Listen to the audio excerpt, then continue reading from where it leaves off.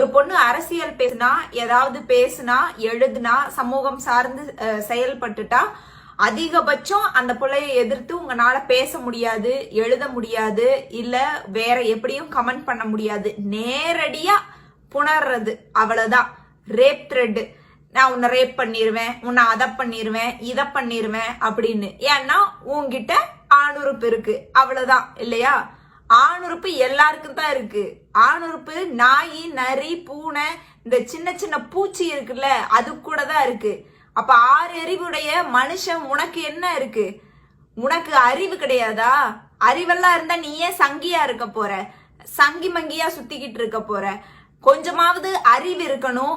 EAA எதுக்கு இருக்கு? புதிய கல்விக் கொள்கை வந்தா பிள்ளையெல்லாம் என்ன பண்ணுவான் அப்படின்ற அறிவு இருக்கணும். EAA உன் ஊரு, உன் இடம், உன் வீடுதான் நாளைக்கு போக போகுது அப்படின்னு தான் காட்டுக்கத்தா கத்திக்கிட்டு இருக்காங்க. அத பத்தி பேச உனக்கு வக்கு கிடையாது. அத பத்தி என்னன்னு 4 வார்த்தை படிக்கிறதுக்கு உனக்கு அறிவு கிடையாது. யாராவது பேசுனா உடனே மிரட்டுவீங்க.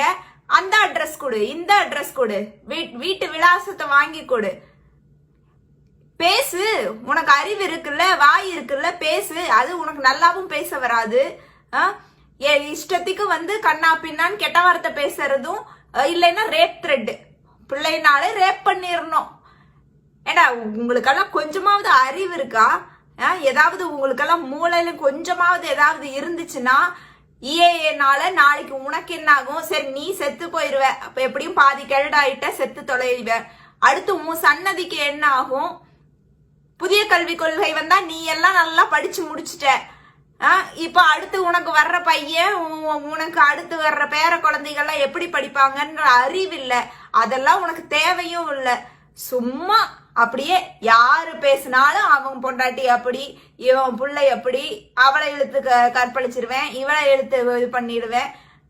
எல்லா தமிழ் வார்த்தையும் கொச்சையாக்கி வச்சிருக்கீங்க. என்ன பேசினாலும் அதை கெட்ட வார்த்தையாக்கி வச்சிருக்கீங்க.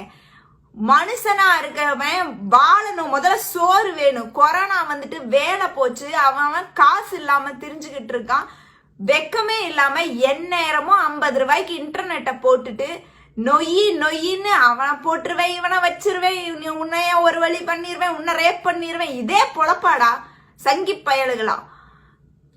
திருந்துற வழிய பாரு, படிக்கிற வழிய பாரு.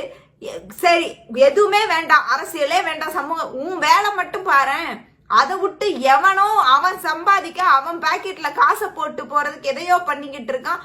அதுக்கு போய் சப்போர்ட் பண்றேன் பேர் வழின்னு உன் கூட உன் பக்கத்து தெருவுலையும் உன் ஊர்ல இருக்கிற பிள்ளைகளை இப்படி மிரட்டிட்டு திரியறையே, வெக்கமா இல்ல உனக்கெல்லாம்?